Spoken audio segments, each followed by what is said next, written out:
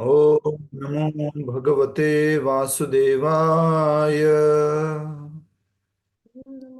ओम नमो भगवते वासुदेवाय। ओम नमो भगवते वासुदेवाय। मुखं करोति वाचालं पंगुं लंघयते गिरिं यत्कृपातमहं वन्दे श्रीगुरुदीनतारिणं परमानन्दमाधवं श्रीचैतन्यमीश्वरम्। नारायणं नमस्कृत्यं नरं चैव नरोत्तमं देवीं सरस्वतीं व्यासं ततो जयमुदीरयेत्। नष्टप्रायेषु भद्रेषु नित्यं भागवत सेवया भगवती उत्तम श्लोके भक्तिर्भवति नैष्ठिकी। हरे कृष्णा कृष्णा कृष्णा हरे हरे, हरे राम राम राम हरे हरे। सभी भक्तों का पुनः एक बार स्वागत है आज के श्रीमद् भागवत कथा रूप कार्यक्रम में। आज हम बहुत ही विशेष अध्याय शुरू कर रहे हैं जो कि इस 10वें स्कंद का, जो कि आश्रय तत्व है सभी बाकी 9 स्कंद का, जिसमें भगवान श्री कृष्ण का अवतरण, भगवान किस प्रकार से प्रकट हो रहे हैं, ये लीला चल रही है। और इस अवतरण लीला में हमने पहला अध्याय पूरा किया, जिसमें कंस ने जो है अपनी बहन देवकी को कारागार में डाल दिया। और वो भी कारागार में कब डाला, जब नारद मुनि ने आके बताया कि कोई भी पुत्र 8वां पुत्र हो सकता है, तब उनको कारागार में डाल दिया। और वसुदेव जी क्या करते थे, अपने वचनों पर सत्य रहते हुए, खरे उतरते हुए, वो हर अपने बच्चे को ला करके कंस को दे देते थे और कंस जो है उनको मार देता था। इस प्रकार से हमने देखा कि कंस ने बहुत ही क्रूरता से देवकी, जो कि उनकी बहन थी, उनके पुत्रों को एक के बाद एक मारा। और इस प्रकार से उन्होंने 6 पुत्रों को निर्ममता से हत्या कर दी। यहां तक हमने कल कर दिया था। फिर अब हम आगे देखते हैं देवताओं द्वारा गर्भस्थ श्री कृष्ण की स्तुतियां। इसको गर्भ स्तुति के नाम से भी कहा जाता है, जो कि बहुत ही सुंदर है। और देवी देवता भगवान श्री कृष्ण का गुणगान करने वाले हैं, उनकी आराधना करने वाले हैं, जो कि भी भगवान कहाँ पर है, गर्भ में। ठीक है, तो पढ़ेंगे अब। इस अध्याय की संख्या दे दीजिए, कितना संख्या हो जाएगा, नया अध्याय है 55 ठीक है 55। एक जना बोल दिया तो हम सब लोगों को। तत्पश्चात कंस ने मगध नरेश अपने ससुर जरासंध का आश्रय ले लिया। उसने प्रलंब, बक, चाणूर, तृणावर्त, अघासुर, मुष्टिक, अरिष्ट, द्विविद, पूतना, केशी, धेनुक जैसे असुरों तथा बाणासुर तथा नरकासुर जैसे अनेक आसुरी राजाओं के साथ संधि कर ली। किसने? कंस ने। कंस को भय था कि उनका वध देवकी का 8वां पुत्र करेगा, इसलिए उन्होंने क्या किया, सबसे संधि कर, दोस्ती कर ली। इनकी सहायता से कंस यदुवंश के राजाओं को प्रताड़ित करने लगा और उनसे उन्हें अपना राज्य छोड़कर कुरु, पांचाल, केकय, शाल्व, विदर्भ, निषाद, विदेह और कौशल जैसे राज्यों की शरण लेने के लिए बाध्य कर दिया। परंतु अक्रूर जैसे कुछ यदुवंशी कंस के राज दरबार में ही रहे और उत्सुकता पूर्वक भगवान के प्राकट्य की प्रतीक्षा करने लगे। तो ज्यादातर जो आसपास के राज्यों में थे, वो लोग जो है दूर के राज्यों में चले गए, लेकिन जो अक्रूर थे वो साहस करते हुए कंस के ही राज्य में, मथुरा में रहे और भगवान के प्राकट्य की प्रतीक्षा करने लगे। अब यहां पर एक प्रश्न आता है कि अक्रूर को या बाकी लोगों को कैसे मालूम कि भगवान आने वाले हैं? बहुत सरल उत्तर है इसका। अक्रूर को कैसे मालूम पड़ा भगवान आने वाले? क्योंकि वो भगवान के भक्त थे। तो उनको कि भगवान ने एसएमएस भेजा था? भविष्यवाणी हुई थी ना प्रभु। आकाशवाणी की वजह से भविष्यवाणी हुई थी, हाँ। आकाशवाणी हुई थी, और उस आकाशवाणी के बारे में हर कोई व्यक्ति जानता था। इस कारण से मालूम था कि भगवान कृष्ण आने वाले हैं, और कंस पूरी तरह से भयभीत था इस कारण। ठीक है, आगे बढ़ेंगे। कंस ने तो देवकी के छह, 8वां पुत्र बोला था उन्होंने आकाशवाणी में, भगवान 8वां कृष्ण पुत्र, को बोला था। 8वां पुत्र जी। हाँ, तो भगवान कृष्ण तो नहीं बोला था आकाशवाणी में। हाँ जी। तो कंस का वध कौन कर सकता है, ये आशंका करते हुए कि भगवान ही आने वाले हैं, सबने ऐसा अपना अनुमान लगाया, और वो इस प्रकार से भगवान के आने की प्रतीक्षा कर रहे। ये नहीं कि कृष्ण भगवान आ रहे, किस रूप में आ रहे उनको मालूम नहीं है वो। ठीक है। हाँ, कंस ने देवकी के 6 पुत्रों का बर्बरता से वध कर किया, और तब भगवान श्री कृष्ण के प्रथम अंश भगवान अनंत अथवा संकर्षण 7वें पुत्र बनकर देवकी के गर्भ में प्रविष्ट हुए। जैसा कि ब्रह्मा जी ने संदेश दिया था। किसको संदेश दिया था? सारे के सारे देवी देवताओं को। क्या संदेश दिया था? कि सबसे पहले बलराम जी आएंगे, फिर भगवान श्री कृष्ण यहाँ देवकी के गर्भ में आएंगे, और उनका स्थानांतरण होगा। और वो ये नहीं बोला था स्थानांतरण का, लेकिन ये कहा था कि बलराम जी आएंगे और योग माया आएगी और भगवान श्री कृष्ण आएंगे। ये उन्होंने कहा था ब्रह्मा जी ने।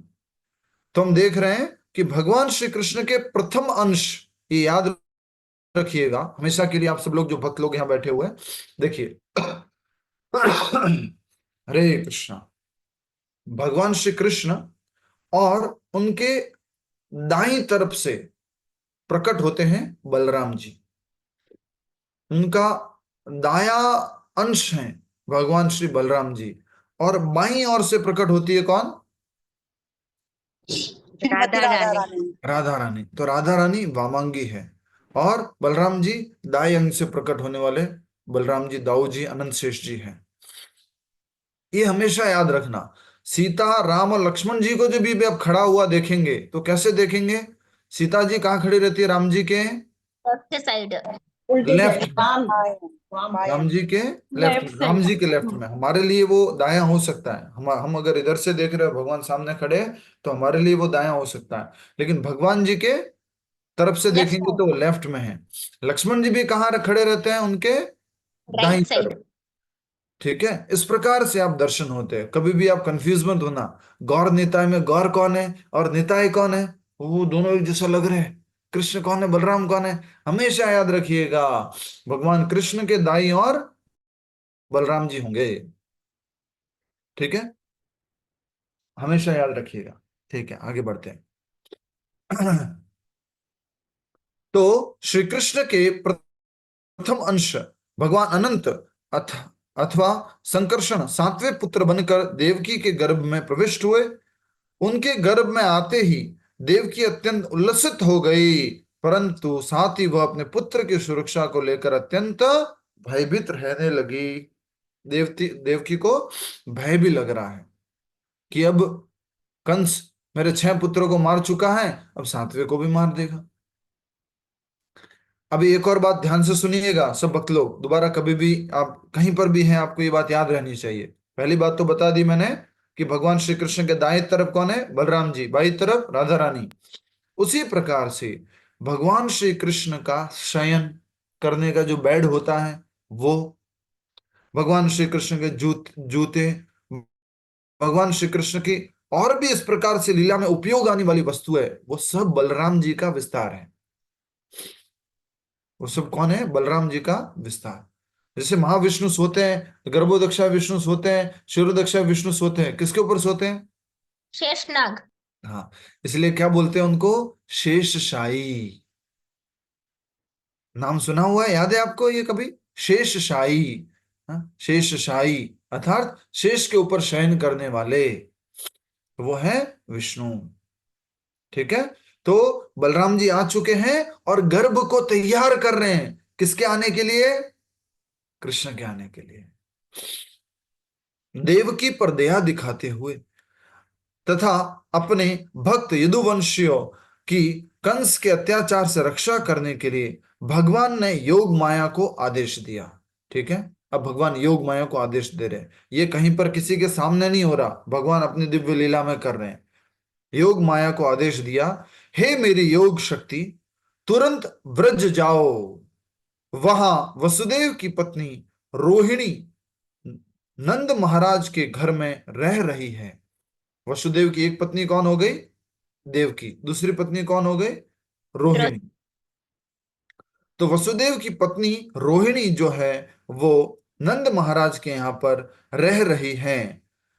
वसुदेव की अन्य पत्नियों ने भी कंस के भय से अज्ञात स्थानों की शरण ली हुई है, सब अलग अलग जगह जाके छुप गई है। इस समय देवकी के गर्भ में मेरे अंश संकर्षण उपस्थित है। बहुत इंपॉर्टेंट है ये बात समझना। किसने बोला है? भगवान बोल रहे हैं कि देवकी के गर्भ में मेरे अंश संकर्षण उपस्थित है। ये याद रखिएगा कि भगवान खुद कह रहे हैं कि मेरे अंश संकर्षण बलराम जी देवकी के गर्भ में भी उपस्थित है। ठीक है, कृपया उन्हें वहां से रोहिणी के गर्भ में स्थानांतरित कर दो। उनको कहां लेके जाओ? रोहिणी के गर्भ में। गर्भ को स्थानांतरित करो। बलराम जी को भगवान कह रहे अपनी योग माया शक्ति को, तुम बलराम जी को देवकी के गर्भ से रोहिणी के गर्भ में। अब ये बात किसी को पब्लिकली नहीं मालूम है। भगवान कह रहे हैं किसको? अपनी योग माया शक्ति को, कि तुम जो है बलराम जी को रोहिणी के गर्भ में स्थानांतरित कर दो।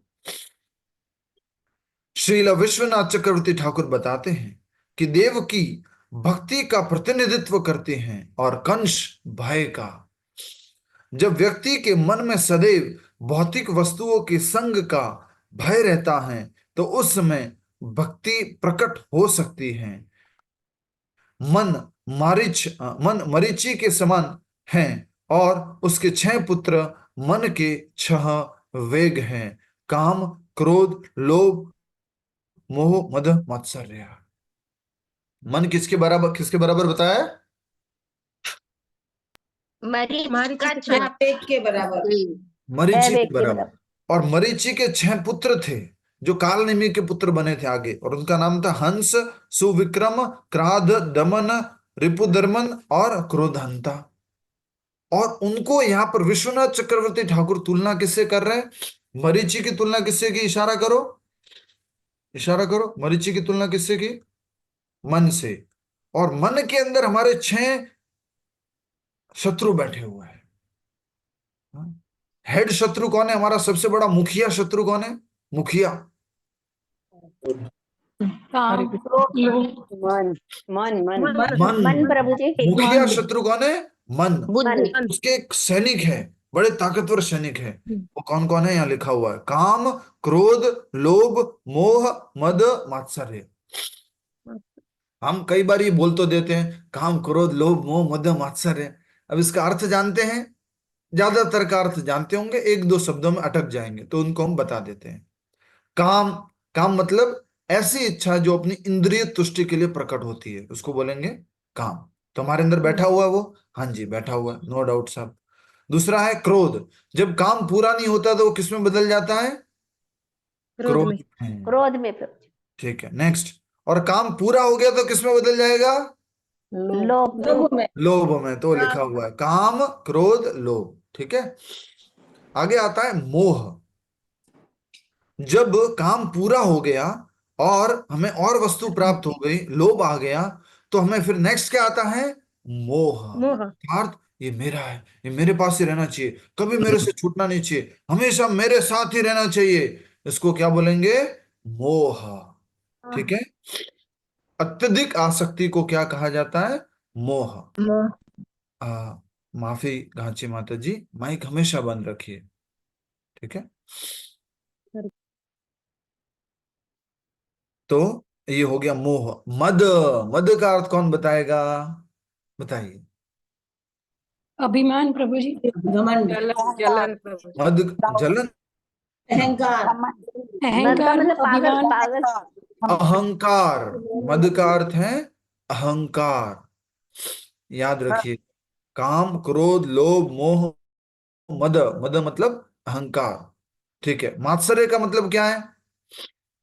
ईर्ष्या। ईर्ष्या करना। द्वेष, ईर्ष्या। तो ये कुछ लोगों को 4-5 तो मालूम थे, छठा 5वां मालूम नहीं था, तो ये थोड़ा याद रखिएगा। मद का मतलब क्या है? मेरा, मैं, मेरे पास है, जो कुछ है उसका अहंकार होना, उसका नशा हो जाना।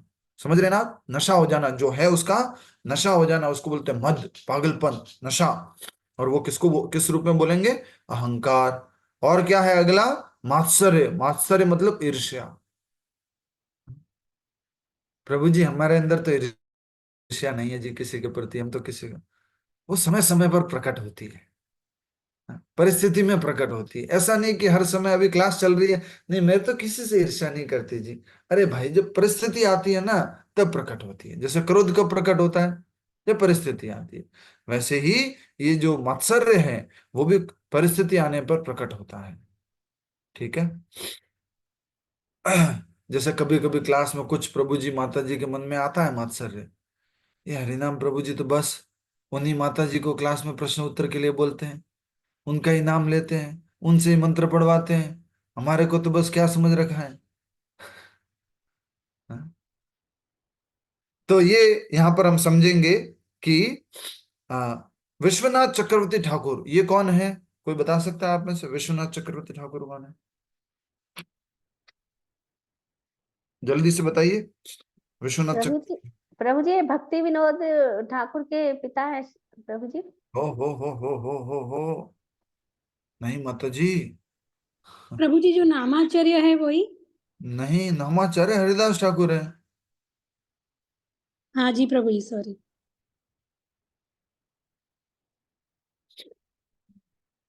विश्वनाथ चक्रवर्ती ठाकुर अपनी ही परंपरा में एक आचार्य हुए हैं। जब आप देखेंगे, प्रभुपाद जी उनके गुरुजी, भक्ति सिद्धांत सरस्वती महाराज उनके गुरुजी, गौर किशोरदास बाबा जी महाराज उनके गुरुजी, भक्ति विनोद ठाकुर महाराज उनके गुरुजी, जगन्नाथ दास बाबा जी महाराज, फिर उनके गुरुजी जो हैं वो छड़ गोस्वामी प्रभुगण हैं। और उनके साथ में जो हुए हैं, ये विश्वनाथ चक्रवर्ती ठाकुर हुए हैं, बलदेव विद्याभूषण के गुरुजी विश्वनाथ चक्रवर्ती ठाकुर। विश्वनाथ चक्रवर्ती ठाकुर महाराज जो हैं, वो अपनी टीका में कह रहे हैं, टीका समझते हैं? टीका क्या होती है? राम अवतार जी, टीका क्या होती है? यस। टिप्पणी करना, किसी के बारे में टीका, कमेंट किसी के बारे में करना, कमेंट करना। कमेंट करना, कमेंट ठीक है। करना। जैसे कि हम भगवत गीता पढ़ रहे थे पहले ना, और वो हमारी भगवत गीता है, भगवत गीता यथारूप। तो प्रभुपाद जी ने टीका की है, भगवान ने जो बोला है उसके ऊपर प्रभुपाद जी ने टीका की है। अभी हम जो भागवत पढ़ रहे हैं इसमें टीका नहीं है, इसमें मात्र क्या है? अनुवाद है। ठीक है। तो बलदेव विद्याभूषण जी ने टीका किया है इस बात के ऊपर। किस बात के ऊपर? जो यहां पर बताया गया है कि कंस जो है वो भय का प्रतिनिधित्व कर रहा है, और देवकी जो है किसका प्रतिनिधित्व कर रही है? भक्ति का। जब भय होता है तो भक्ति जागती है, ऐसा यहाँ पर भक्ति विनोद ठाकुर महाराज कह रहे हैं। जब व्यक्ति के मन में सदैव भौतिक वस्तुओं के संग का भय रहता है, अब ये भय कौन सा है? किसी को खोने का भय नहीं, धन संपत्ति को छूटने का भय नहीं, ये कौन सा भय है बोलो? अपने बच्चे को खोने का भय है। भौतिक वस्तुओं के संग का भय। थोड़ा उदाहरण दे दूं? कभी कभी आप कहे कहीं गए हो और कुछ गलत चीज देखने में आ जाती है, सुनने में आ जाती है, अरे बाबा बाबा, हरे कृष्ण कृष्ण कृष्ण हरे हरे, हरे राम राम राम हरे हरे। हाँ? ये वाला भय। अरे अरे ये क्या देख लिया मैंने, हरे हरे हरे कृष्ण, ये नहीं देखना था, ये नहीं सुनना था। ये क्या है? भौतिक वस्तुओं के संग का भय, जिससे कि हमारी भक्ति के ऊपर उसका प्रभाव पड़ सकता है। तो ये वाला भय क्या प्रकट करता है? एकदम से भक्ति प्रकट करती है। मन मरीचि के समान है, और उसके 6 पुत्र, 6 वेग है, काम, क्रोध, लोभ, मोह, मद और मत्सर्य। जब भक्त के इन 6 शत्रुओं का नाश हो जाता है, तो उस समय भगवान शेष प्रकट होकर उस भक्त के हृदय को भगवान श्री कृष्ण के आगमन के लिए उपयुक्त स्थान बनाते हैं। देवकी के गर्भ में कौन थे पहले? मरीच के 6 पुत्र। ठीक है। वो कौन है? काम, क्रोध, लोभ, मोह, मद, मत्सर्य। अब वो आके गए, बड़े बड़े लोगों ने राज्य किया है, तो उसको क्या करना है? पहले अच्छे से यहाँ कितना है? साफ करना है। क्या करना है? साफ करना है। तो साफ करने के लिए कौन आए हैं? बलदेव विद्याभूषण जी कह रहे हैं कि जब भक्त के इन 6 शत्रुओं का नाश हो जाता है, कंस ने मार दिया इनको 6 को, अब जो है कौन आए हैं? शेष, भगवान शेष बलराम जी प्रकट हुए हैं, होकर उस भक्त के हृदय को भगवान कृष्ण के आगमन के लिए उपयुक्त स्थान बनाते हैं।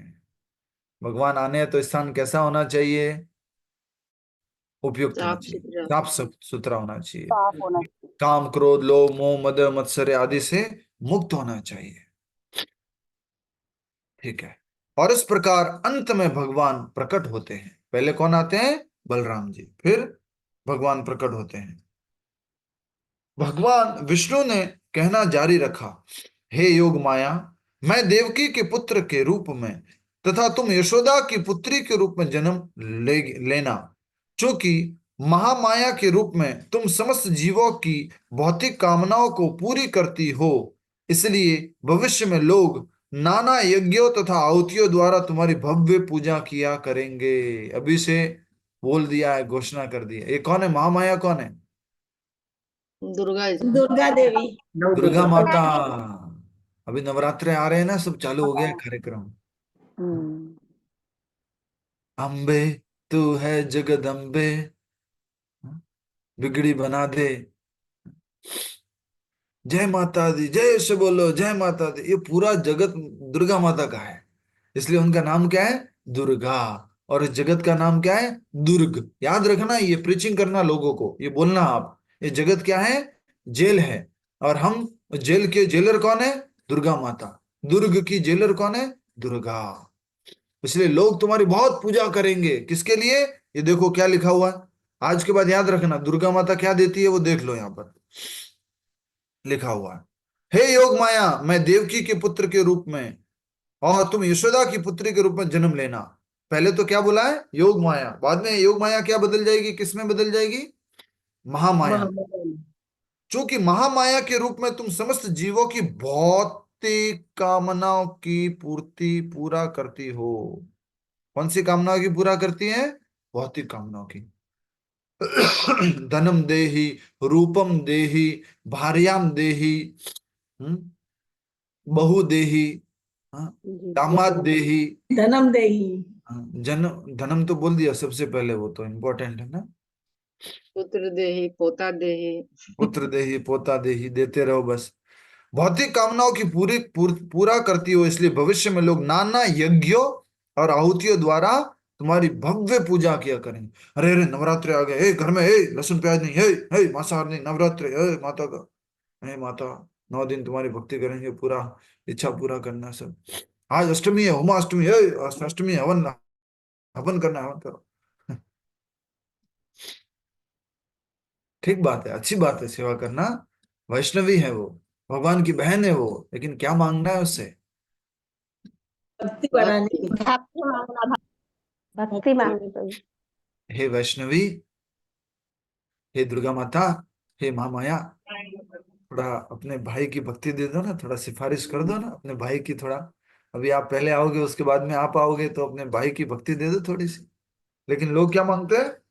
नहीं, आपके भाई के पास जो कुछ भी है वो दे दो, रूप दे दो, ऐश्वर्य दे दो, ज्ञान दे दो, बल दे दो, शक्तियां दे दो, ये सब दे दो। भाई नहीं चाहिए, भाई की भक्ति नहीं चाहिए, हैं?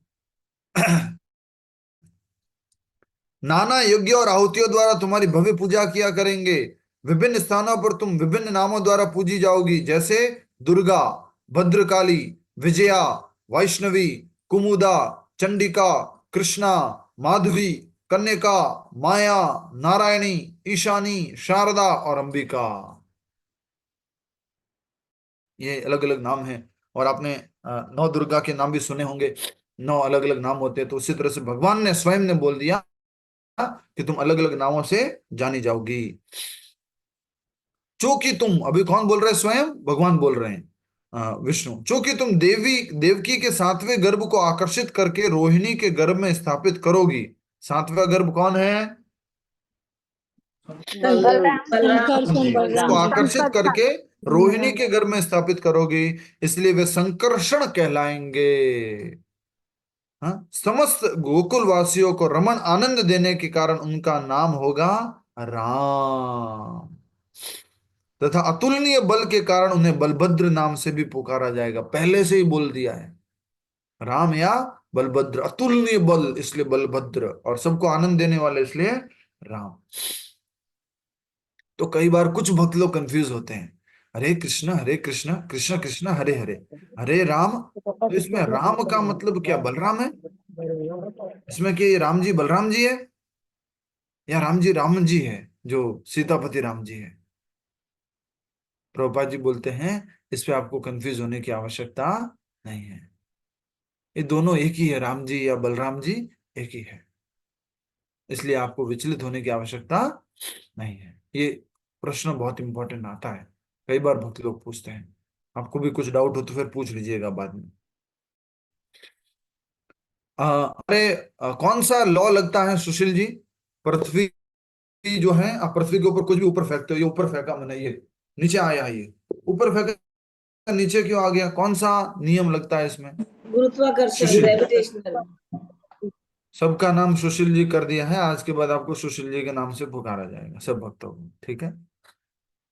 सुशील जी कौन सा लॉ काम करता है? तो इन्हें बताया गुरुत्व। गुरुत्वाकर्षण। गुरुत्वाकर्षण। तो ये गुरुत्वाकर्षण का प्रभुपाद जी बोलते हैं सिद्धांत कहां से आता है? यहां से आता है, संकर्षण। ये गुरुत्वाकर्षण की शक्ति कौन रखते हैं? संकर्षण। ये कहां पर है संकर्षण जी? संकर्षण जी कहां पर हैं? सारे के सारे ग्रहों के सबसे नीचे, सारे के सारे ग्रह कहां टिके हुए हैं? इन संकर्षण जी के ऊपर टिके हुए हैं। अतल वितल सुतल तलातल महातल रसातल पाताल और उपल, स्वर्ग लोक, महरलोक, जनलोक, सत्यलोक, ब्रह्मलोक, इस सब कहाँ टिके हुए हैं? संकर्षण के ऊपर। इसलिए सब कुछ कहाँ खींचा चला आता है? नीचे। और इसलिए प्रभुपाद जी बता रहे हैं यहाँ पर कि उनका नाम क्या पड़ा? संकर्षण। रोहिणी के गर्भ ने देवकी के गर्भ को आकर्षित किया, और वो आकर्षित करने वाले कौन है? स्वयं बलराम जी, इसलिए वो संकर्षण।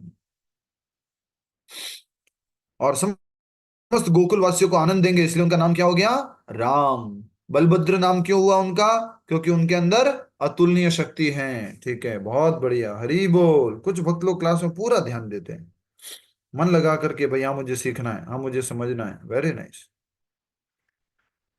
भगवान से यह निर्देश सुनकर योग माया ने ओम का उच्चारण करके अपनी स्वीकृति व्यक्त की। ठीक है भगवान, आप जैसे कहते हो स्वामी। भगवान की प्रदक्षिणा करके वह नंद गोकुल पहुंची और निर्देशानुसार कार्य करने लगी। भगवान की परिक्रमा की और वहां कहाँ गई? नंद गोकुल। तो ये परिक्रमा करने का सिद्धांत बहुत पुराना है, ठीक है? कुछ लोग क्या करते हैं, मंदिर में ही सामने यानी कानी चाबा खड़े खड़े अपने स्थान पर ही परिक्रमा करते हैं। अवॉइड करना है। परिक्रमा कैसी होती है? पूरी परिक्रमा। जनरली कहीं स्थान पर नहीं है कुछ भी संभावना, तो कुछ अलग बात है। योग माया पहुंच चुकी है नंद गोकुल और निर्देशानुसार कार्य करने लगी। गोकुल में रोहिणी का गर्भ अपने 7वें महीने में था। गोकुल में रोहिणी का गर्भ अपने 7वें महीने में था। एक दिन रात को सोते समय उन्हें लगा मानो उनका गर्भ अकाल गिर गया। उन्हें उठने पर उन्होंने पाया वास्तव में वैसा हुआ। इसे देखकर वे अत्यंत चिंतित हो उठी। तब योग माया ने उन्हें बताया कि देवकी के शिशु को उनके गर्भ में स्थानांतरित किया गया है। दूसरी ओर मथुरा के कारागार में जब देवकी के शिशु को रोहिणी के गर्भ में स्थानांतरित किया गया, तो उन्हें भी लगा मानो गर्भ गिर गया है। इसे सुनकर समस्त महलवासी उच्च स्वर में शोक मनाने लगे। हाय, देवकी की संतान मर गई। और कंस को संदेह हुआ कि कहीं देवकी ने स्वेच्छा से गर्भपात तो नहीं कर लिया, भ्रूण हत्या तो नहीं कर ली, ऐसा कंस को संशय हुआ। अच्छा, अब समझ में नहीं आया तो पूछ लो, रोहिणी वाली लीला समझ में आ गई? सुशील जी, रोहिणी वाली लीला समझ में आ गई? रोहिणी के गर्भ में क्या हुआ? नहीं प्रभु, जब वो ट्रांसफर करने की बात कर रही है तो फिर ऐसे कैसे पहले कैसे गर्भ था उनके? यस, किसी और को समझ में आया?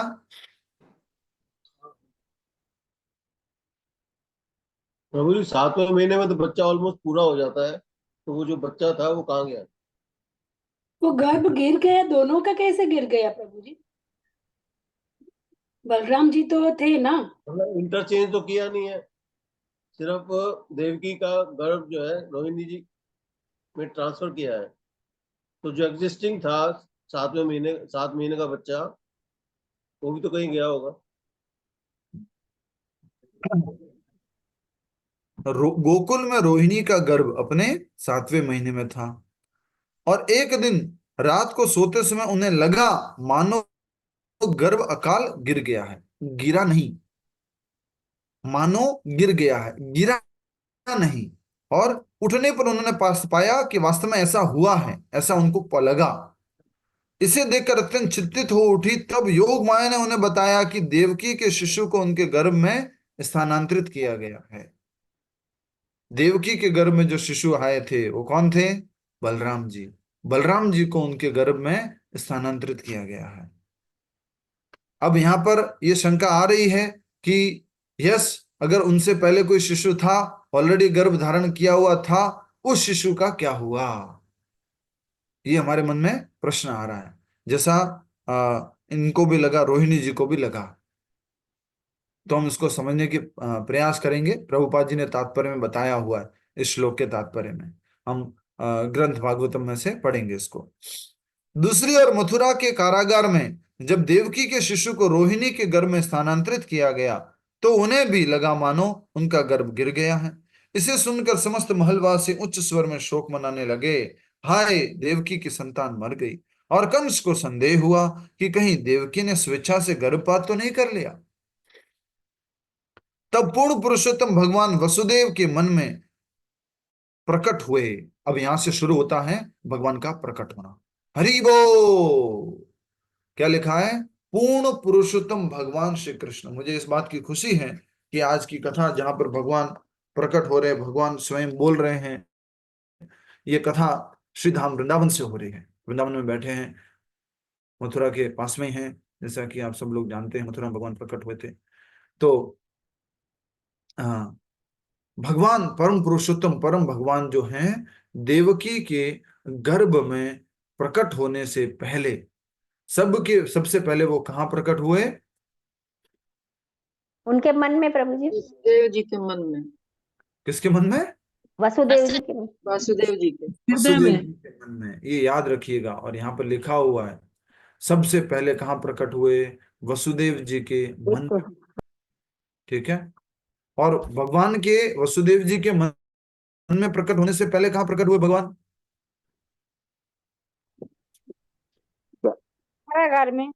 कारागार में उपस्थित हुए थे। नहीं, मतलब भगवान श्री कृष्ण के प्रकट होने से पहले, वसुदेव जी के मन में भी प्रकट होने से पहले कौन प्रकट हुए? संकर्षण भगवान, संकर्षण बलराम जी हुए ना। संकर्षण।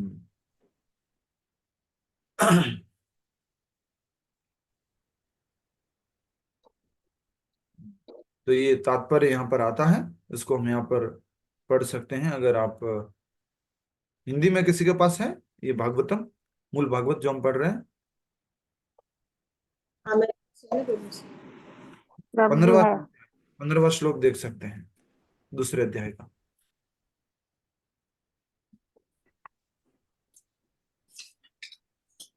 हरे कृष्ण। किसके पास है मूल भागवत? हरे हरे कृष्ण प्रभु, मेरे पास है। हाँ माता जी, पढ़िए।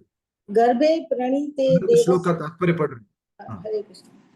अर्थ, इसका अर्थ है, जब योग माया द्वारा देवकी का बालक खींचकर रोहिणी के गर्भ में स्थानांतरित कर दिया गया, तो देवकी को लगा कि उसे गर्भपात हो गया है।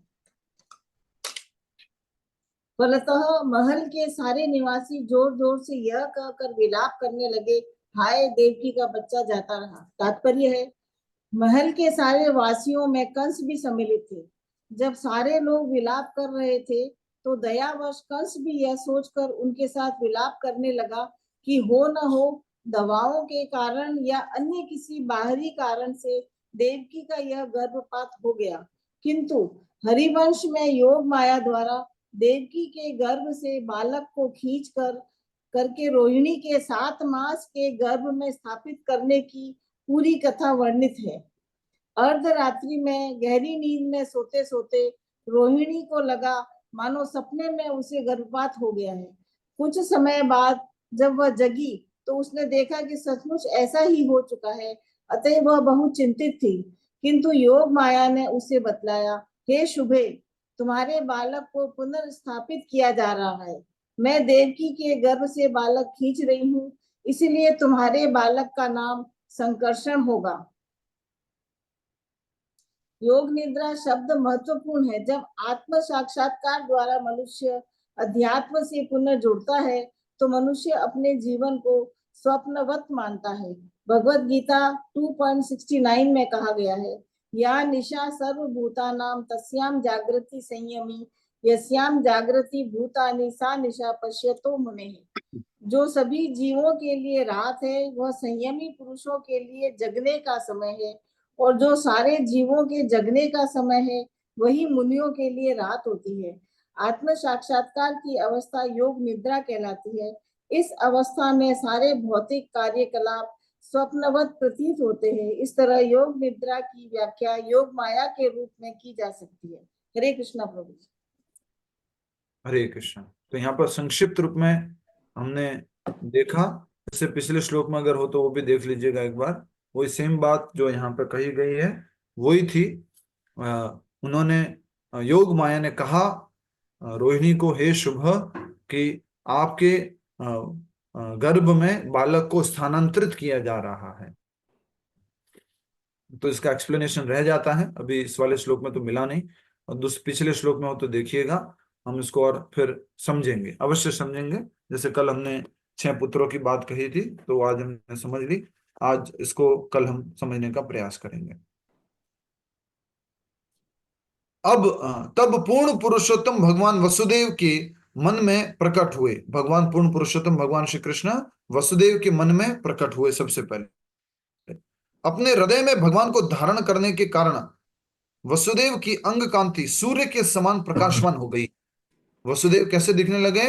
सूर्य के समान, क्योंकि कौन आए हैं? स्वयं भगवान। उनकी ओर देखना भी कठिन होने लगा। इसके बाद भगवान श्री कृष्ण वसुदेव के हृदय से देवकी के हृदय में स्थानांतरित हुए।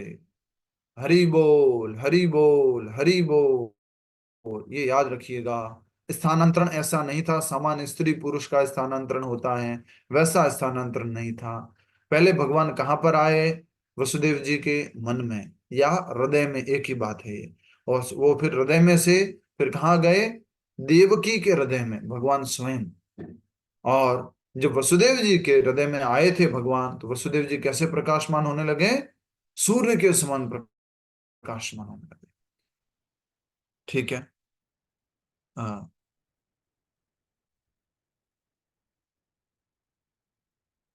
इसके बाद भगवान श्री कृष्ण वसुदेव के हृदय से देवकी के हृदय में स्थानांतरित हुए। अपने हृदय में भगवान को धारण करने से देवकी उसी प्रकार सुंदर दिखने लगी जिस प्रकार उगते चंद्रमा से पूर्व दिशा सुंदर दिखने लगती है। यह गर्भाधान सामान्यतया वीर्य द्वारा गर्भाधारण जैसा नहीं था। जैसे स्त्री पुरुष के बीच में सामान्य जगत में गर्भधारण होता है, वैसा गर्भधारण नहीं था। अभी वसुदेव के हृदय से देवकी के हृदय में गए भगवान। देवकी की अंग कांति से कंस का पूरा कारागार उद्दीप्त हो उठा, परंतु बंदी होने के कारण वह उस अग्नि के समान प्रतीत हो रही थी जो किसी पात्र द्वारा ढकी हो। अग्नि को किसी पात्र से ढक लिया हो, बंदी थी इसलिए ढकी हुई अग्नि के समान प्रतीत हो रही थी। अथवा उस विद्वान व्यक्ति के समान जो विश्व कल्याण के लिए अपने ज्ञान का प्रसार नहीं कर पा रहा था। ज्ञान तो है लेकिन प्रसार नहीं कर पा रहा है। देवकी की पवित्रता तथा उसके चेहरे पर छाए उल्लास को देखकर कंस विचार करने लगा। कंस को मालूम पड़ गया कुछ, भगवान विष्णु देवकी के गर्भ में आ चुके हैं और अब मेरा वध निश्चित है। इससे बचने के लिए मैं क्या करूं? भगवान को उनके लक्ष्य तक पहुंचने में कोई रोक नहीं सकता। देवकी एक स्त्री है, और साथ ही वह मेरी बहन और गर्भवती भी। यदि इस समय मैं उसका वध करता हूं तो मैं बुरी तरह कलंकित हो जाऊंगा और भगवान मुझे इसका और अधिक भयंकर दंड देंगे। वास्तव में क्रूर व्यक्ति को जीते जी मृत माना जाता है और मृत्यु के पश्चात लोग मुक्त रूप से उसकी निंदा करते हैं। नरक ही उसकी एकमात्र गति होती है। जो एक स्त्री को जो गर्भवती है और उसकी बहन है उसको मार दें तो उसकी गति क्या है कि नरक ही एक उसकी गति है।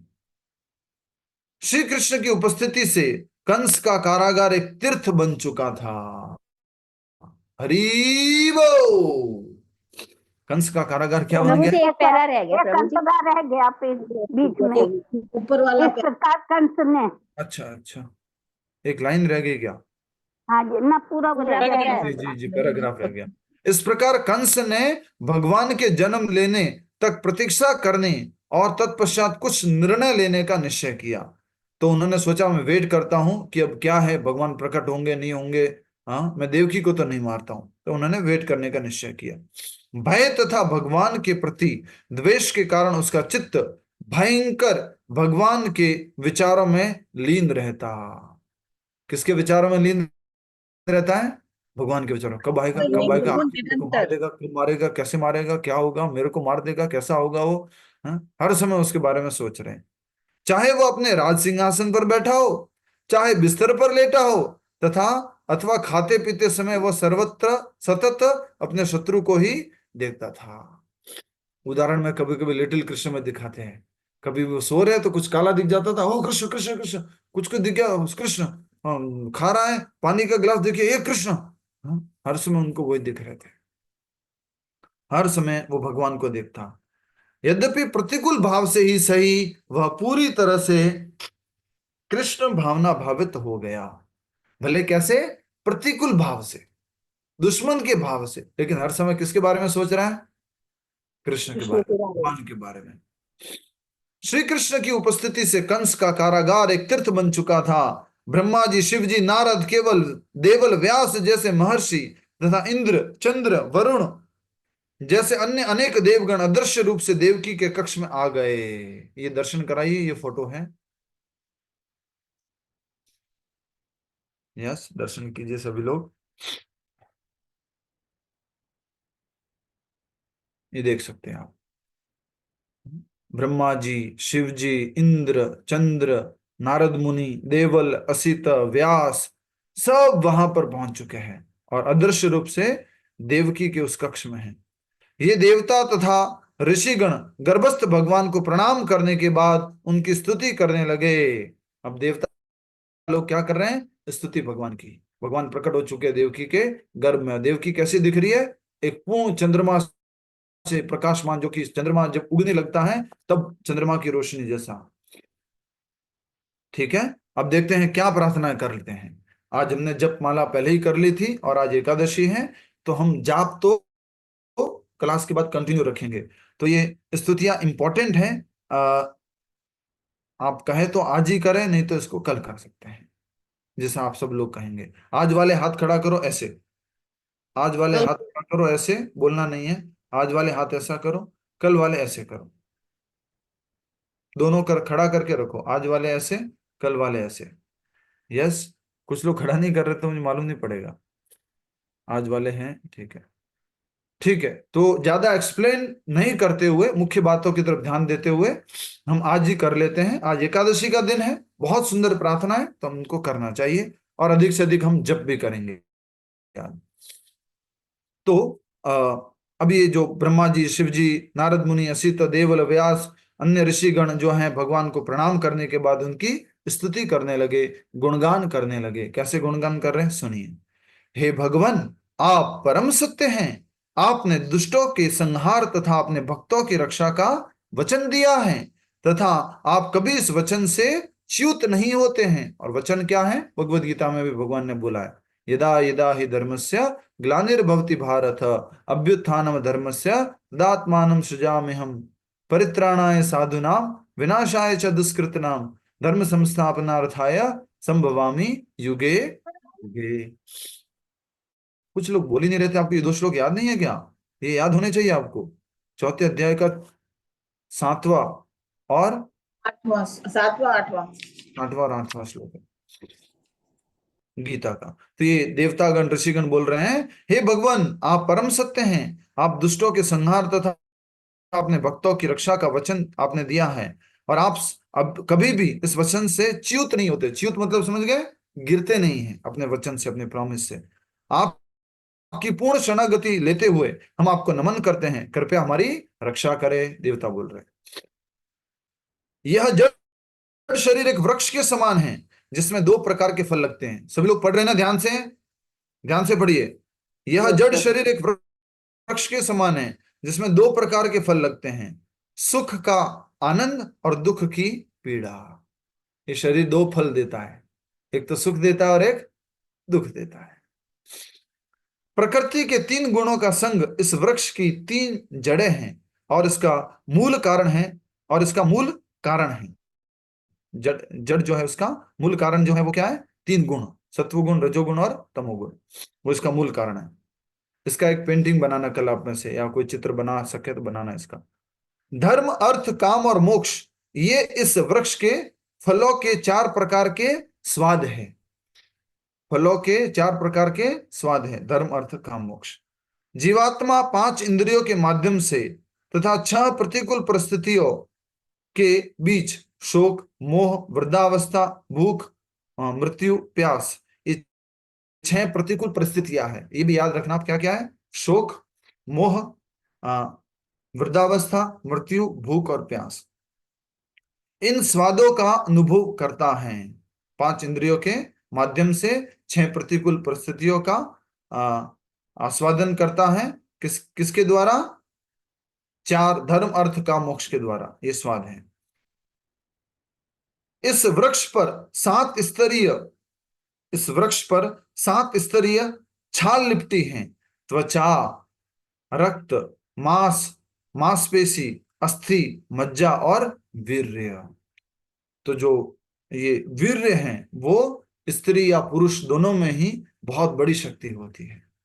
ये ऐसा नहीं है कि कुछ अमूल्य, इसको अमूल्य तत्व कहा गया है, ये बहुमूल्य तत्व है। तो इसको क्या करना चाहिए? इसको हमें प्रिजर्व करना चाहिए, इसको हमें संरक्षित करना चाहिए। तो संरक्षित करते तो ये वीर्य कहां पर जाता है? ब्रेन में शक्ति के रूप में जाता है, और ये हमारी शास्त्रों को समझने की शक्ति को बहुत मजबूत बनाता है। लेकिन आजकल क्या हो रहा है? सबसे जो अंतिम तत्व है, अंतिम लेयर है, अंतिम छाल है, वो क्या कर रहे हैं? 7वें स्तर को उसको वेस्ट कर रहे हैं। 5 स्थूल और 3 सूक्ष्म तत्व इस वृक्ष की 8 शाखाएं हैं। 5 स्थूल और 3 सूक्ष्म तत्व। 5 स्थूल तत्व कौन कौन से हो गए? पृथ्वी, जल, अग्नि, वायु और आकाश। और 3 सूक्ष्म तत्व कौन से हो गए? बोल दो जल्दी से। मन, बुद्धि, अहंकार। मन, बुद्धि, अहंकार। इस वृक्ष में 9 कोटर छिद्र हैं 2 आंख, 2 कान, 2 नासिका छिद्र, मुख, गुदा और शीशन। वृक्ष पर 10 प्रकार की पत्तियां हैं जो शरीर में विचरण करने वाली 10 वायु हैं। ठीक है। इस वृक्ष पर 2 पक्षी बैठे हैं, जीवात्मा और परमात्मा। ये सब कौन बोल रहे हैं? देवता भगवान की स्तुति कर रहे हैं। हे भगवान, इस वृक्ष के मूल कारण आप हैं।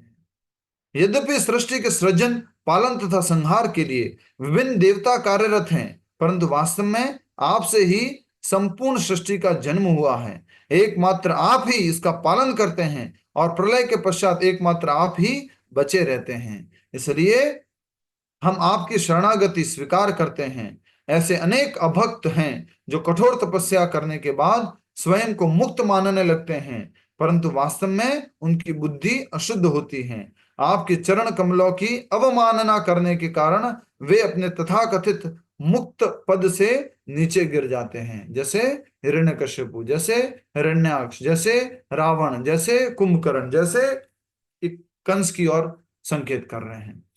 कई बार ये बहुत सुंदर प्रार्थना है, आप भी पढ़िएगा घर जाकर भी। और ये क्लास जो होती है वो YouTube पर अपलोड होती है, तो आप दोबारा इसको सुना कीजिए जिससे कि आपको याद हो जाए।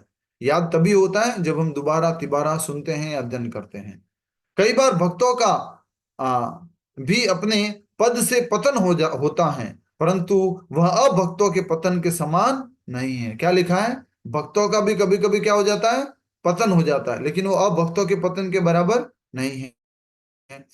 आपके द्वारा पूरी तरह संरक्षित आपके भक्त अपने विरोधियों के सिरों पर पैर रखकर भक्ति मार्ग पर अपनी प्रगति निर्बाध जारी रखते हैं। जिस भी कारण से उसकी भक्ति में बाधा आई, जिस भी कारण से भक्त की भक्ति से वो गिर गया, बाद में क्या होता है? आपकी कृपा से, आपके संरक्षण से वो भक्त क्या करता है? उन्हीं बाधाओं को क्या बनाता है? स्टेपिंग स्टोन, समझ रहे हैं आप? सीढ़ी बनाता है, और उनके ऊपर चढ़ करके वो भक्ति मार्ग में निर्बाध, भक्ति मार्ग पर अपना प्रगति निर्बाध रूप से जारी रखता है। समझ में आया? जयलक्ष्मीपति, समझ में आया? जो भी उसके कठिनाई आई ना, जिस कारण से वो गिरा, उसको ही वो क्या बनाता है? आगे बढ़ने का मार्ग बना देता है, भगवान की कृपा से, भगवान के संरक्षण से। हे भगवान, जब आप इस प्राकृत जगत में प्रकट होते हैं तो आपका शरीर जड़ नहीं होता। साफ साफ लिख लिया है, कई बार बोलना मत ये बाद में। भगवान का शरीर मनुष्य का शरीर जैसे शरीर नहीं है, आपका शरीर जड़ नहीं होता है, वह पूर्णतः अलौकिक होता है। आशा करता हूं विनीत जी सुन रहे हैं इस बात को, और भगवत गीता में भी भगवान ने बोला है। हाँ? विनीत जी सुनना इस बात को अच्छे से, यहाँ लिखा हुआ भागवत में कि आपका शरीर जड़ नहीं होता, वह पूर्णतः अलौकिक होता है। यदि आप यहाँ प्रकट नहीं होंगे तो फिर भला लोग किस प्रकार आपके तत्व को समझेंगे। परंतु आप इस संसार में प्रकट होते ही अपने विषय में व्याप्त समस्त मिथ्या धारणाओं को खंड खंड कर देते हैं। आपके विषय में जो भी गलत धारणाएं हैं, ये बात को समझना आप, जब आप प्रकट होके क्या करते हैं? आपके विषय में जो गलत धारणाएं हैं उनको आप क्या कर देते हैं? खंड खंड कर देते हैं, तोड़ देते हैं प्रकट होकर के। आपके दिव्य नाम एवं रूप को मानसिक ऊहापोह, मानसिक ऊहापोह याद आ गया? मन में ही सोच लेना। ऊहापोह अथवा कल्पनाओं द्वारा नहीं समझा जा सकता। केवल भक्ति द्वारा व्यक्ति आपके नाम रूप और गुणों के रहस्यमय क्षेत्र में प्रवेश कर सकता है। केवल भक्ति से आपके नाम रूप और गुणों के और लीलाओं के रहस्य को समझ सकता है। किससे नहीं समझ सकता? ओम प्रकाश जी, किससे नहीं समझ सकता?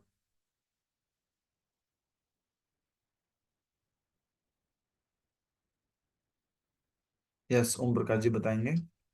हरे कृष्ण प्रभु जी। हाँ, मानसिक ओवापोह का कल्पनाओं से नहीं समझ सकता है। बहुत बढ़िया। मात्र कल्पना करके आपके नाम की महिमा को नहीं समझ सकता है, आपकी लीलाओं को नहीं समझ सकता है, आपके दिव्य गुणों को कल्पना से नहीं समझ सकता है, मानसिक चिंतन से नहीं समझ सकता है। इसलिए क्या लिखा है यहाँ पर? केवल भक्ति द्वारा व्यक्ति आपके नाम रूप और गुणों के रहस्यमय क्षेत्र में प्रवेश कर सकता है। ठीक है? हे प्रभु, हम अत्यंत सौभाग्यशाली हैं कि आपके प्रकट होने से यह पृथ्वी असुरों के भारी बोझ से मुक्त हो जाएगी। हम इसलिए भी सौभाग्यशाली हैं कि अब हमें धरती पर शंख चक्र गदा तथा पद्म के चिन्हों से अंकित आपके चरण चिन्हों के दर्शन होंगे। कौन बोल रहे हैं? देवी देवता बोल रहे हैं, ऋषि नारद मुनि असित देवल व्यास बोल रहे हैं। ये हमारी प्रार्थना नहीं है। हम इसलिए प्रसन्न हैं, एक तो आप धरती का बोझ कम करेंगे, और किस लिए? आपके दर्शन तो नहीं हो पाते हमें, लेकिन आपके चरण जिनके ऊपर शंख चक्र गदा पद्म और ध्वजा और आदि चीजें जो मछली आदि अंकित हैं, वो चरण कमलों के दर्शन होंगे, चरण चिन्हों के दर्शन होंगे। हे देवादिदेव, आपने संसार की रक्षा करने के लिए पूर्व काल में मत्स्य, अश्व, कश्यप, नरसिंहदेव, वराह, श्री राम, परशुराम और वामन के रूप में अवतार लिया है। कृपया इस बार भी हमारी रक्षा करें। तब देवता और ऋषियों ने कहा, हे माता देव की, सौभाग्य से पूर्ण पुरुषोत्तम भगवान अपने समस्त अंशों सहित आपके गर्भ में उपस्थित है। क्या बोला है? समस्त अंशों के सहित, मतलब सारे अवतार एक साथ तुम्हारे अंदर प्रकट है। इसलिए भगवान को क्या बोला जाता है? कृष्ण को अवतारी, बाकी सब लोग अवतार है। हाँ, उपस्थित हैं। इसलिए आपको कंस के भय से भयभीत होने की आवश्यकता नहीं है। भगवान के साथ निरंतर वैर रखने के कारण अब उसका अंत निश्चित है। इस प्रकार ये देवता और ऋषि बारंबार वहां अदृश्य रूप से आकर भगवान श्री कृष्ण की स्तुति करते और अपने सौभाग्य की सराहना करते हुए अपने धाम लौट जाते। कितना सौभाग्य है कि स्वयं भगवान आ रहे हैं, सौभाग्य हमारा, भगवान आ रहे हैं, उनके चरण चिन्ह देखने को मिलेंगे, उनकी बाल लीला देखने को मिलेगी। ऐसे करके देवी देवता और बहुत सारे ऋषिगण प्रसन्न हैं। इसको गर्भ स्तुति कहा जाता है। याद रखना, कभी भी मैं आपसे पूछूं गर्भ स्तुति क्या है, जब देवकी मैया के गर्भ में भगवान प्रकट हो गए, कैसे प्रकट हुए? पहले वसुदेव जी के मन में या हृदय में आए, हृदय से फिर कहाँ गए? देवकी के हृदय में गए, फिर देवकी के हृदय से फिर वो देवकी के गर्भ में हैं। और देवकी के गर्भ में जब थे तो देवकी बहुत प्रकाशमान हो रही है, और प्रकाशमान हो रही है तब जो है देवी देवता लोग वहां पर आए हैं, देवकी को प्रणाम कर रहे हैं, भगवान को प्रणाम कर रहे हैं और फिर भगवान की प्रार्थनाएं कर रहे हैं। तो मैं आपसे निवेदन करता हूं, आप में से कम 50% या 60% लोग कल इन प्रार्थनाओं का एक एक लाइन रूप लेके प्रकट होंगे कि पहली प्रार्थना में देवताओं ने ये बोला, दूसरी प्रार्थनाओं में ये बोला, तीसरे में ये बोला, चौथी में बोला, पांचवी में ये बोला। इस प्रकार से प्रार्थना हो गई। ये आपको लेकर के प्रकट होना है और एक ही फोटो बनाना है, ठीक है, कि ये सुख और आनंद और सुख दुख ये क्या है, ये भौतिक जो जगत है, और ये जो भौतिक जगत में ये किससे कंपेयर किया गया है? पेड़ से। हमारे जीवन को किससे कंपेयर किया गया है? पेड़ उस पेड़ के डायग्राम को बना के लाएंगे। जड़ें हो गई सत्वगुण, रजोगुण, तमोगुण, जड़ हो गई। फिर जो उसके फल हो गए वो क्या हो गए? सुख और दुख हो गए। और उस प्रकार से उसमें जो उसकी छाल है वो 7 लेयर की हो गई। तो उसके बारे में बताया गया है, त्वचा, रक्त, मांस, मांसपेशियां, अस्थि, मज्जा और वीर्य। सोचिए 7वीं धातु है वीर्य, जो कि बहुत महत्वपूर्ण होती है। लेकिन हम किसको ज्यादा वैल्यू देते हैं? अरे खून निकल गया, खून निकल। अरे खून से भी ज्यादा मूल्यवान कौन है? वीर्य है। बहुत इंपॉर्टेंट है। प्रभुपाद जी बताते हैं, भागवत में लिखा हुआ है, उसको बोलते हैं ऊर्ध्व रेतसा। वीर्य को नीचे नहीं गिरने देना है, वीर्य को ऊर्ध्व रेतसा कहाँ लेके जाना है? ऊपर की तरफ लेके जाना है। वो शक्ति है, वो ब्रेन में लेके जानी है। और वो क्या करेगी फिर? हमें शास्त्र समझने में सहायता करेगी। चाहे वो स्त्री हो या पुरुष हो, अपनी वीर्य रूपी शक्ति को वो कंट्रोल करके रखना है, संरक्षित करना है। और वो फिर क्या करेगी? आपको शास्त्र और भक्ति करने में और आपको इच्छा शक्ति को दृढ़ करने में सहायता करेगी। ठीक है, हरे कृष्णा। तो आज देवी देवताओं की स्तुति पढ़ी और कल हम पढ़ेंगे भगवान श्री कृष्ण का जन्म, किस प्रकार से भगवान प्रकट होने वाले हैं। ये पूरी जन्म की ही लीला चल रही है, हम इसको कल करेंगे। बहुत सभी भक्तों का धन्यवाद। पर कल तो रविवार है, आज एकादशी है, तो हम सब लोग मिलकर के जाप कर रहे हैं। कोई भी जाएगा नहीं अभी जाने के बाद भी आपको माला ही करनी है ना। इधर ही साथ में बैठ के माला करो, एटलीस्ट 1 माला, 2 माला, 3 माला साथ में करो। कितने भक्तों की 16 माला हो गई? जल्दी से जिसकी जितनी माला हुई है टाइप करके भेजो, और सभी लोग देखो स्क्रीन के ऊपर, जिसकी जितनी माला हुई है टाइप करके भेजो तुरंत। फिर माला शुरू कर रहे हैं। जिसकी जितनी माला हुई है टाइप करके भेजो। 16, पूर्विका जी 16, मिथिलेश जी 25, भेजते रहो। अल्पा जी 16, सुमन माता जी 21। प्रभु जी मेरी भी 21 हो गई। टाइप करके भेजो। मंजू जी 8, मुझे लिखना नहीं माता आता। जी 21 हो गया। प्रभु जी मेरी भी 16 32 माला। हाँ, ओम प्रकाश जी 18 माला, रेखा माता जी 14 माला, टीकम जी 16, कमला जी 18, चंचल जी 14, सुशील जी 22, मोहनलाल जी 26, दिनेश गहलोत जी 21। क्या बात है, बहुत बढ़िया, बहुत बढ़िया। अनिता जी 19, अमिता जी, पूर्विका जी 9, सुषमा जी 16, अंजू जी 8, उषा भूषण जी 21, सुमन जी 21, रीमा जी 18, अल्पा जी 16। बहुत बढ़िया। शील शर्मा जी 21। बहुत बढ़िया माता जी। मंजू मुरारका जी प्रभु जी 40 हो गई है। 40। प्रभु जी मेरी 48। राम अवतार जी 16। हरि बोल। सची गुप्ता जी 8। बहुत बढ़िया, बहुत बढ़िया। तो बाकी लोगों से भी निवेदन है कि आप बने रहें और प्रेरित हो कि सबको प्रभु जी मेरी भी 16 हो गई है। यस माता जी, बहुत बढ़िया। 16 हो गई। लीला माता जी 16, प्रियंका 16 सिंह कर जी चुकी 25 हूँ। माला, रमेश दाता जी हरे कृष्णा मात प्रभु जी, 20 मेरा भी माला 17 माला हो गया। 17 हो गई इंदु माता जी की, हरि बोल। लतिका जी बोल दिया मैंने। सरोज कुमार जी 14 माला, हरि बोल। अर्चना प्रिया देवीदासी जी 14 माला, हरि बोल, बहुत बढ़िया। ठीक है, तो अभी हम जिनकी बाकी हैं और पूरा करना है, निवेदन करता हूं हाथ जोड़कर अभी कि आप सब लोग 16 माला कम से कम किया करें। आगे मैं बहुत स्ट्रिक्ट होने वाला हूँ। भागवत कथा जो हम करेंगे, जिसमें प्रभुपाद जी के प्रवचन और तात्पर्य हम समझेंगे, उसमें मात्र 16 माला वालों की ही एडमिशन होगी, ये देख लीजिएगा। फिर दो दो कंडीशन